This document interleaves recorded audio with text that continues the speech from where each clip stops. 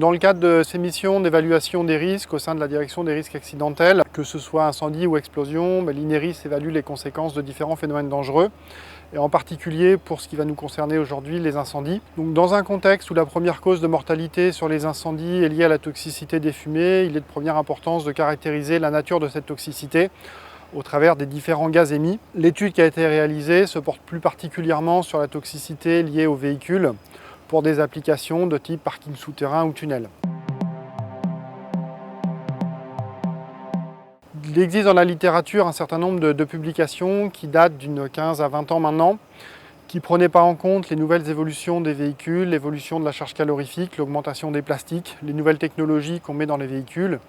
Et l'objectif au travers de cette campagne était d'évaluer l'influence de ces nouvelles technologies, de ces nouvelles charges calorifiques sur la puissance et sur les produits dégagés par les véhicules. Pour ce faire, grâce aux moyens d'essai disponibles à l'INERIS,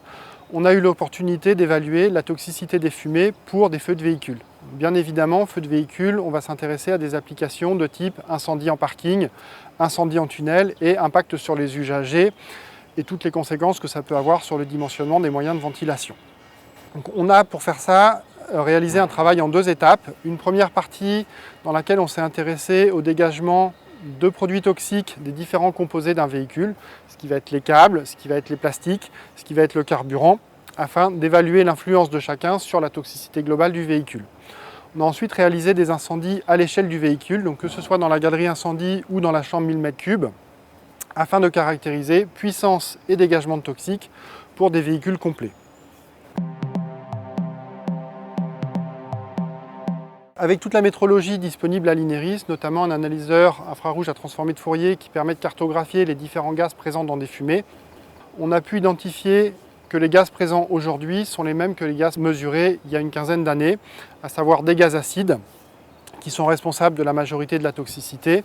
du CO et du CO2. Les quantités émises sont dans les mêmes proportions que ce qui avait été mesuré à l'époque. Et les puissances également, on est sur des puissances de 6 à 8 MW pour un gros véhicule et autour de 4 à 5 MW pour un véhicule de type citadine. Donc sur la base de tous ces essais, ce qui a pu être mis en évidence, c'est que aussi bien la puissance que l'évolution des quantités de toxiques n'a pas évolué depuis les essais réalisés il y a une quinzaine d'années. C'est positif dans la mesure où cela permet de dire que les installations de sécurité dimensionnées sur les courbes de l'époque restent valables aujourd'hui et que les évolutions des véhicules n'engendrent pas une nécessité de mise à niveau de nos systèmes de sécurité, que ce soit en parking, en tunnel ou dans d'autres installations où on peut avoir des incendies de véhicules.